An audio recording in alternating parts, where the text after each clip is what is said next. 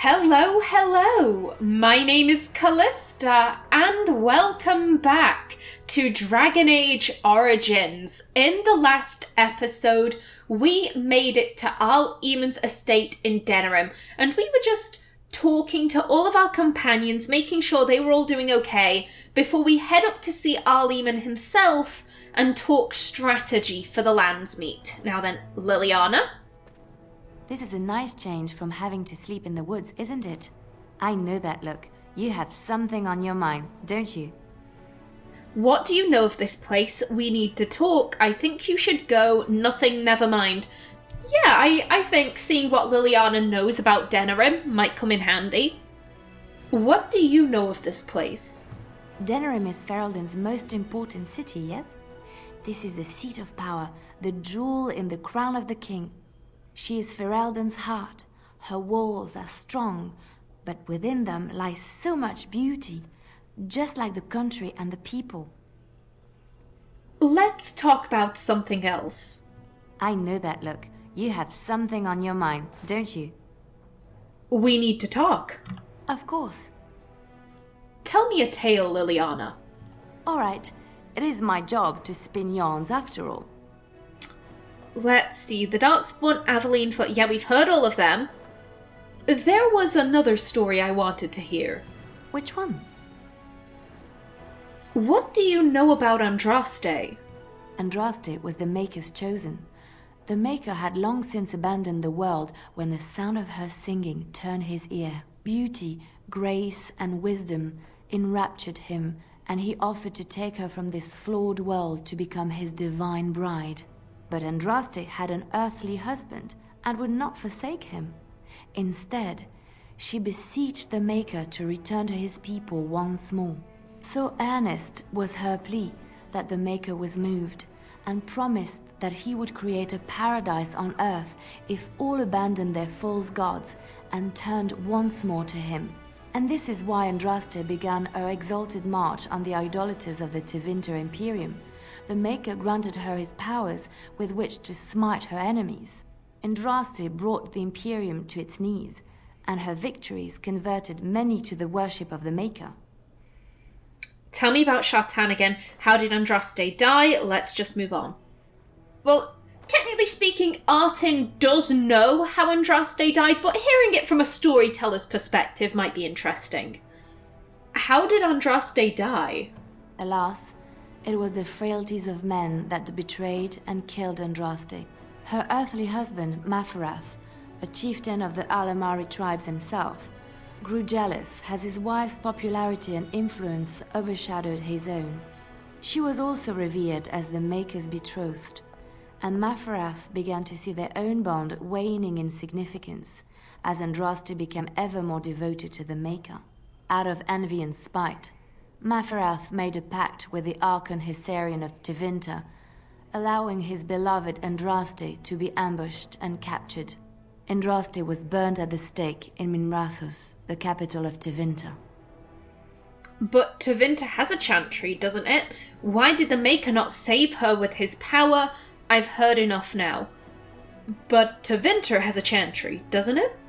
The Tevinter chantry claims that in Andraste's last moments, Hysarian's heart softened, and he heard the voice of the Maker telling him to end her suffering.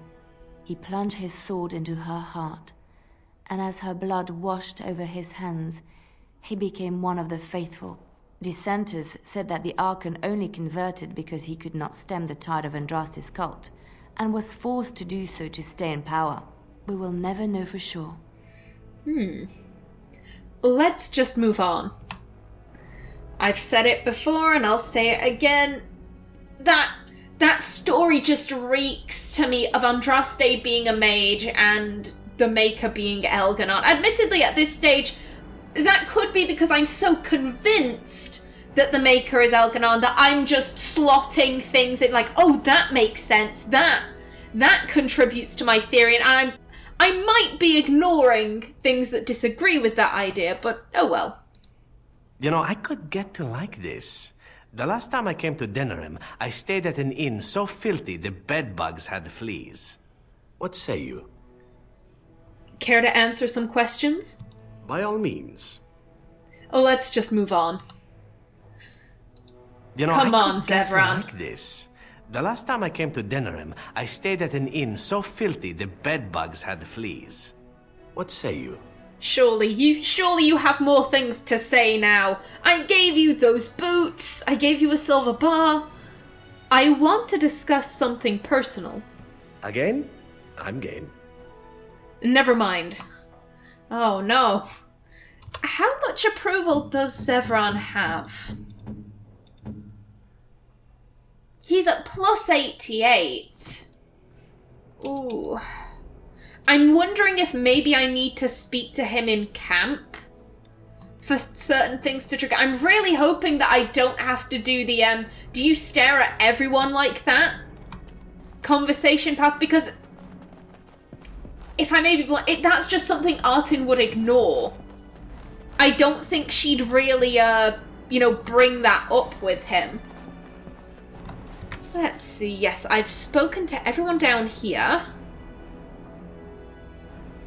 Yep, there's Alistair and Eamon.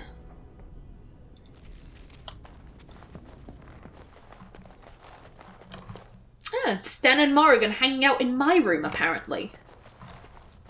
This is not as defensible as I would like, but it will do. What is your wish, Kadan? I have a question. I am hardly surprised. Actually, never mind. Very well. I wanted to discuss something you mentioned. Speak, then. Maybe the Talvishoth have a point. Undoubtedly. They've used it to kill countless people. A lot of what you've said about the Qunari is oppressive. They want things to change. You're a soldier. What do you care about casualties? You don't think they have any justification. Ooh.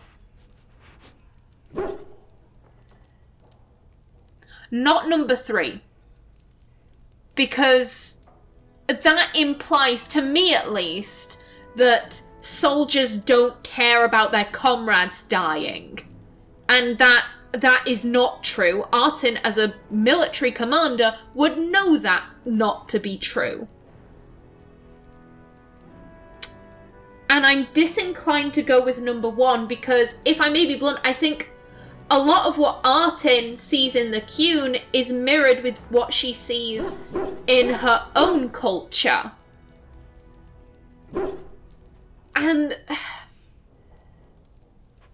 how do I put that? I mentioned this before. Artin wants more flexibility in the caste system. I'm actually kind of talking myself into number 1 now.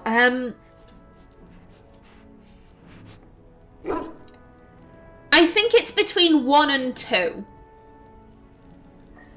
Because I think Artin can agree with... Artin is coming at this from, her own experiences and things. And the caste system of Orzammar is oppressive. Someone could be a really good miner, but because they were born into warrior caste, then they just have to be warrior caste. And she sees it very much being that way with the Qwinn. Your role is decided by someone else. You really don't have any choice in the matter.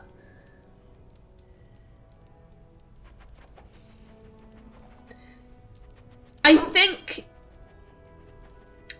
Artin acknowledges her own society as oppressive, but her main thing is that she wants to change that. She wants to change Orzammar. So I think I'm going to go with number 2. They want things to change. Death is certainly a change. Never mind. You've gone back to being cryptic, I see. I didn't mean to offend you by speaking of... I don't think he's offended. You've gone back to being cryptic, I see. There are times when words fail. Let's go. As you wish. Okay, and once again, I think I've ran out of things to say with Sten, and that makes me sad.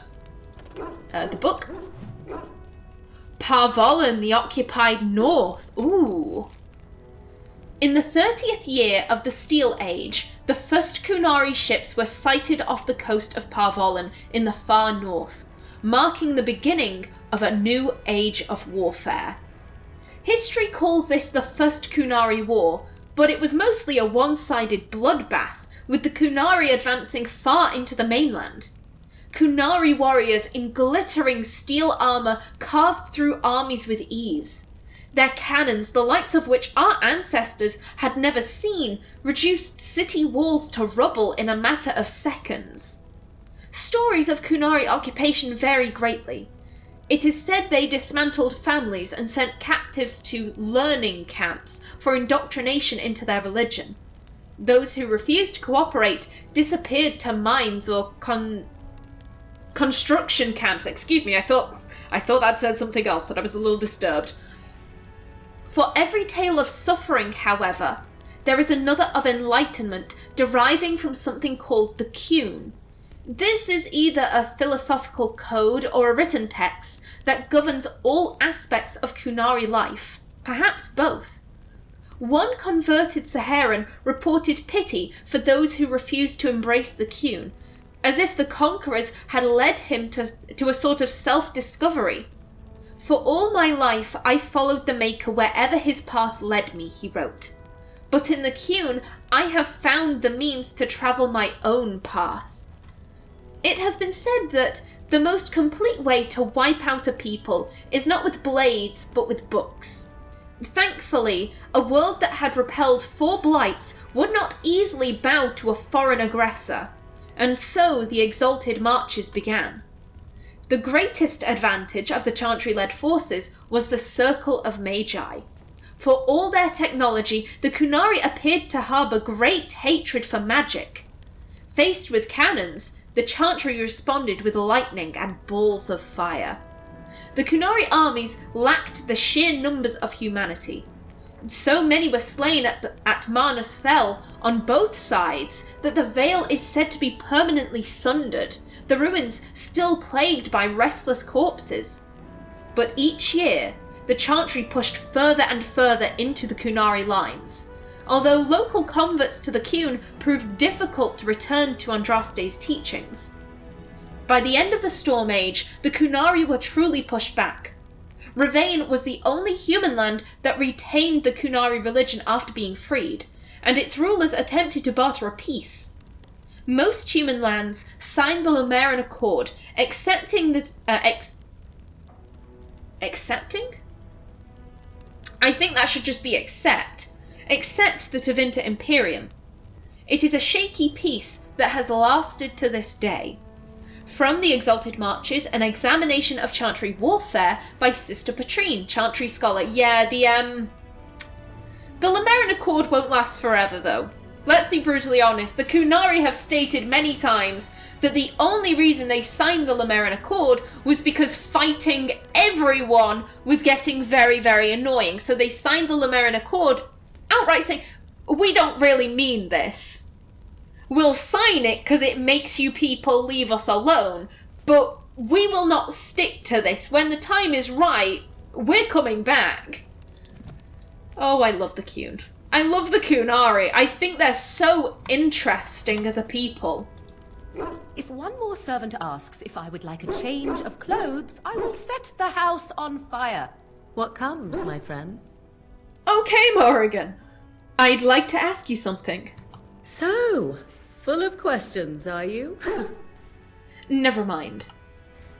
And if one more I don't think there'll be anything under personal. I will set the house on fire.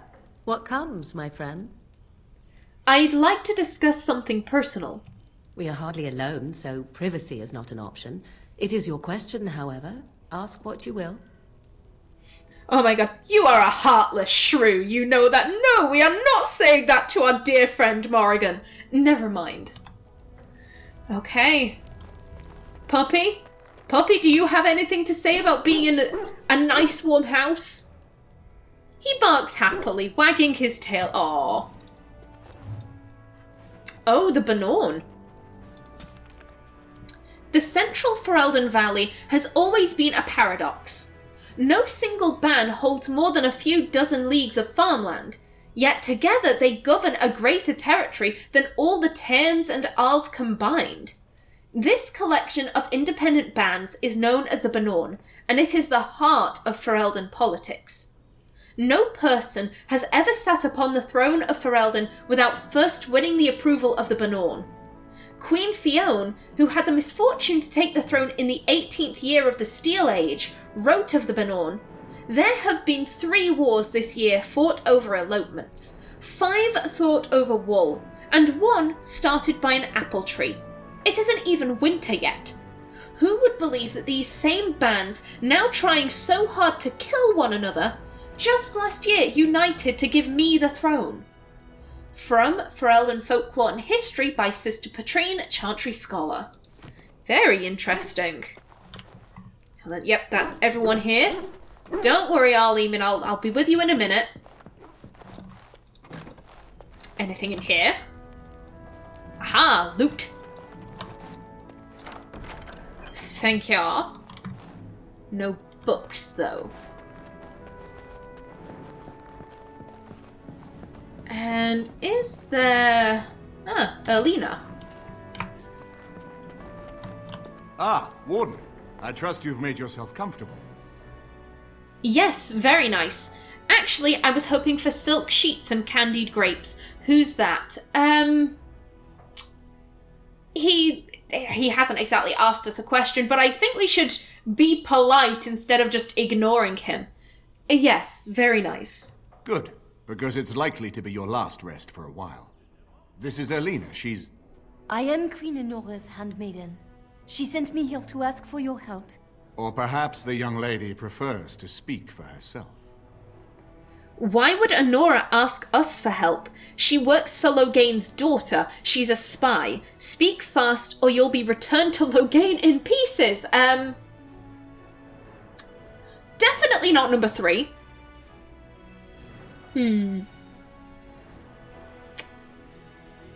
So in all of this, Anora has been very quiet. It's always been Loghain making these accusations. Anora's just kind of been in the background. So I don't necessarily think that Artin would be like, she's a spy, clearly. I think she'd be more curious. Curious is the wrong word, but I think she'd be more open-minded. Why would Anora ask us for help? The Queen. She is in a difficult position. She loved her husband, no? And trusted her father to protect him. When he returns with no king and only dark rumors, what is she to think? She worries, no? But when she tries to speak with him, he does not answer. He tells her not to trouble herself.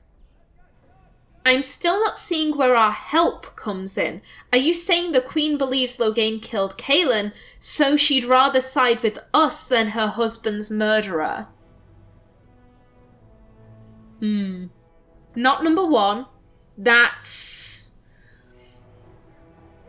Number 1 is a little bit, like, oh, get to the point, da-da-da-da-da. It's a little bit brusque.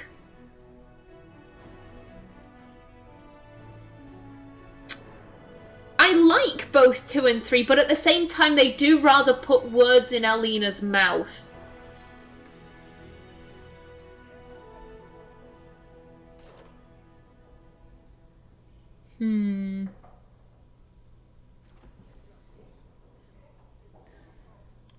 So, she'd rather side with us than her husband's murderer. My queen suspects she cannot trust her father. And Loghain, he is very subtle, no? But when and how, he is privy to all the secrets and not so subtle. So she goes to how? A visit from the queen to the new Isle of Denrum is only a matter of courtesy. And she demands answers. Just get to the point of this story. I guess that didn't go well. What did he say? What did he say? Things no decent person would repeat. He calls her every sort of name, traitor being the kindest, and locks her in a guest room. What does this have to do with me? She has soldiers. Let them free her. Loghain would allow that. Yeah, Again, I don't know. I'm really trying to separate myself from the character here because I know that Loghain is a very good father. I genuinely believe that. He adores Honora, and I don't know how much Artin knows.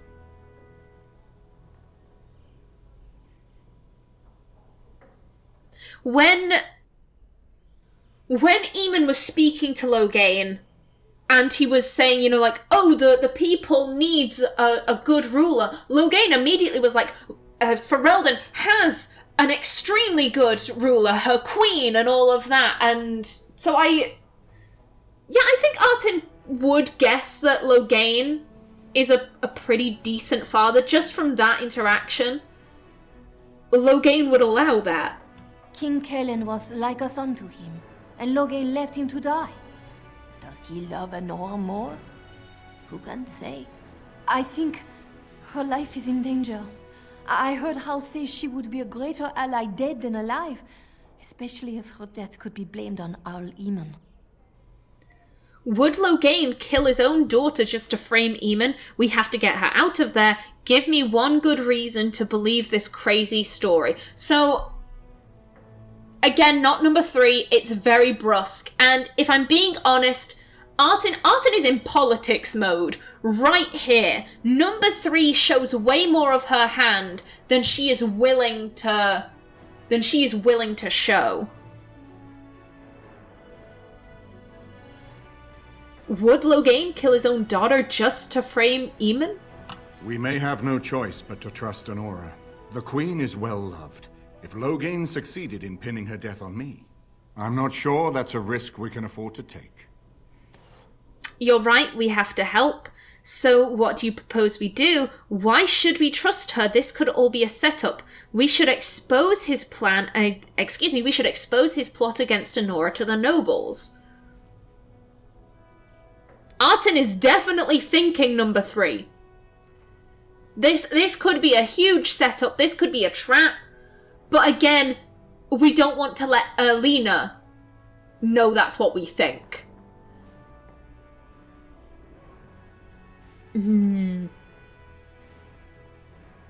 Number 4 is good, but again, at this stage, we'd be exposing a plot with 0 evidence.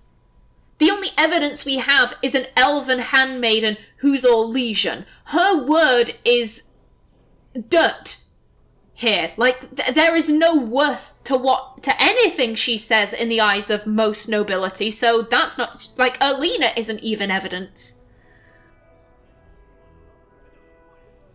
So, what do you propose we do? I have some uniforms. I'll hire so many new girls every day. A few more will not cause much stir. I will show you to the servants' entrance. We must slip in and out with my queen before anyone is the wiser. I will go ahead to House Estate. Meet me there as soon as you can.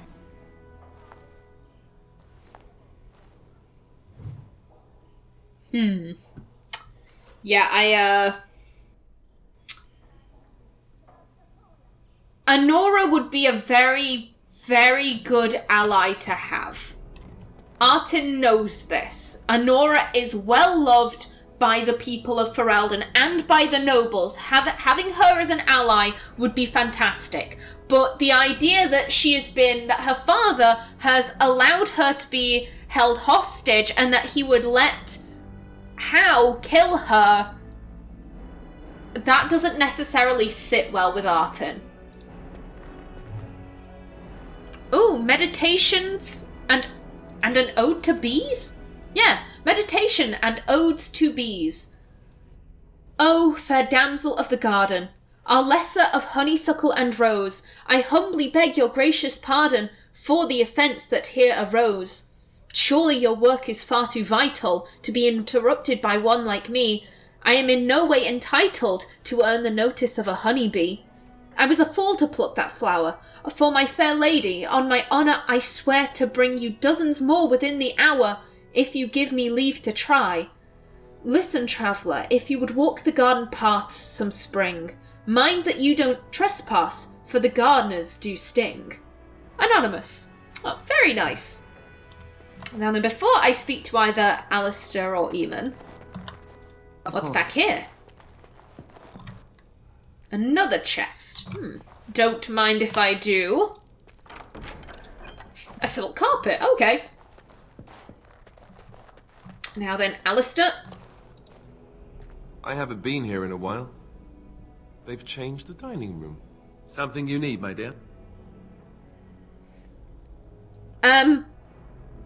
I had another dream about the Archdemon. We all did, Artin. We all had that dream.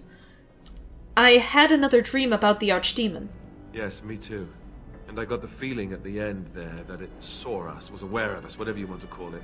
Could have just been my imagination, I suppose. What do you think? I think we need to be extra careful. I think you're probably right. I think it's just your imagination. I think that Archdemon needs to die quickly. Oh. Not number 3. Because I think Artin got that feeling too and being like, oh, it's your imagination. let's just ignore the problem. That isn't like Artin.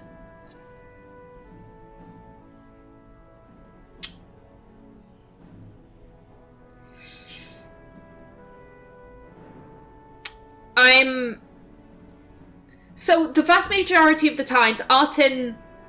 Hell, not even the vast majority, like 99% of the time, Artin will avoid a violent response because she's not that way inclined, but at the same time, this is the Archdemon.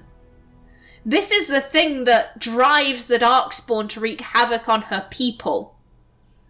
And once it's finished up here, it will return to Orzammar.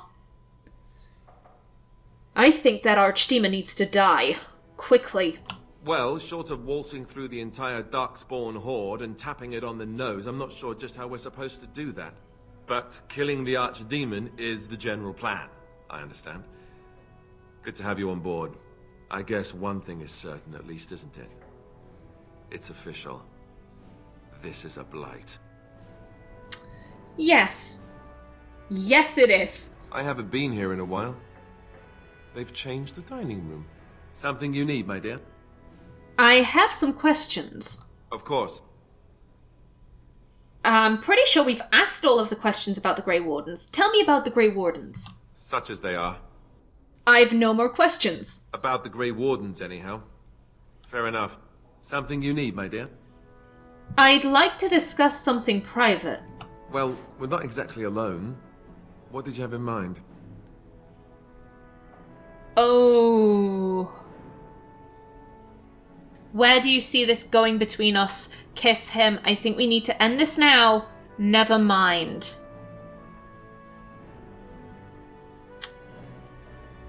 Oh.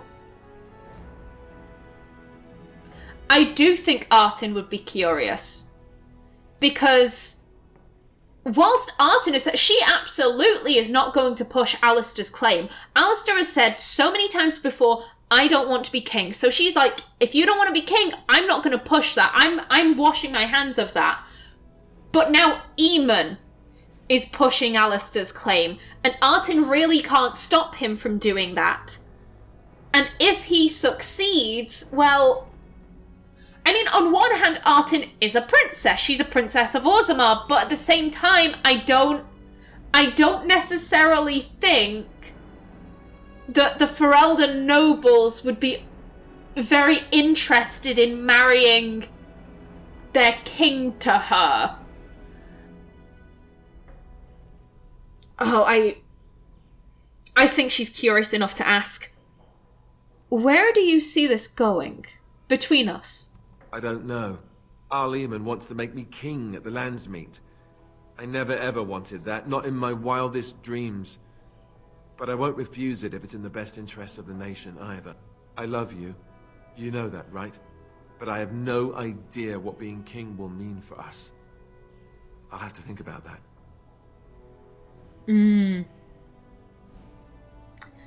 If we care about each other, that's all that matters. I don't know that there's a future for us, actually. I won't let you go, Alistair, no matter what. I wasn't looking for a commitment, you know. Oh. Oh, shit. Not 2 or 4. Neither of them. Because like I said, she really didn't see herself falling in love with anyone, and then it was the realization that Alistair is so much more like me than I ever really thought.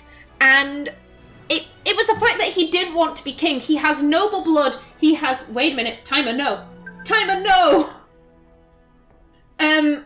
What was I saying? Yes, so he has noble blood and has absolutely no interest in being king or ruling or any of that. And Artin has always felt like a bit of an outlier amongst her people because she had royal blood and had no interest in ruling. So the fact that there was someone else like her completely surprised her and really just kind of opened her up to, I think at first, friendship with Alistair and then these more romantic feelings. And here's the thing, I don't think Artin's the kind of person who gives her heart or herself freely. She's not like Isabella, who's like, just, having fun, woohoo, like jumping into bed with whomever she pleases. Artin isn't that way inclined. So I don't think she would have started a relationship with Alistair if she thought it wasn't going to go anywhere, because what's the point in that? So not number 2 or number 4.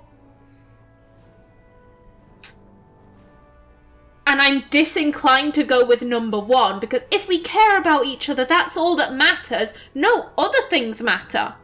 Absolutely other things matter. And I don't think she'd be so blind to that. Which just leaves me with number 3. I think that... Oh, that's an interesting thought. After seeing Qwinn in the gauntlet, and that just reminding her of all the stuff she's lost. Just her family, well, for a time, her caste, she's regained that now that Balin's on the throne, but she still lost it. And what she's gotten back doesn't feel the same as it did before. The idea that she knows that I will never be able to live in Orzammar again and feel good about it. She has lost so much. Maybe she's... You know what? The world can't take anything else from me. The world will not take him from me. You have taken my home. As much as I still love it, you have taken that. You can't have him. Ooh. I kind of like that. I won't let you go, Alistair. No matter what. Let's hope we have that option.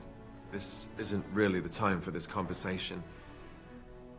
Please, let's just talk about this another time.